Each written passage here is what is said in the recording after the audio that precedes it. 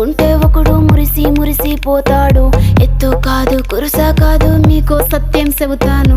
అందిన ద్రాక్ష తీపి మీకు మీ మగ బుద్ధి వంకర బుద్ధి. అంటావా మావా అంటావా మావా అంటావా మావా అంటావా మావా. బొద్దు బొద్దుకుంటే ఒకడు ముద్దుగున్నావంటాడు. సన్నం గుంటే ఒకడు సరదా పడిపోతుంటాడు. బొద్దు కాదు సన్నం కాదు వంపు సంపు కాదండి. ఒంటిగా సిక్కామంటే చాలు మీ మగ బుద్ధే వంకర బుద్ధి. అంటావా మావా అంటావా మావా.